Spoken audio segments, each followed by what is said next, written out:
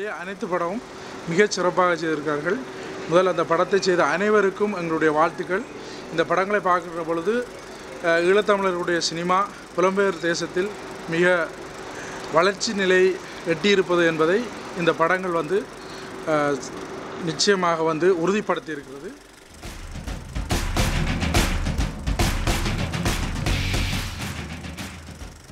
முதல்ல அப்ரிஷியேட் பண்ணுவாங்க எல்லாரையுமே. வெரி குட், ரொம்ப நல்லா எடுத்துருக்கீங்க.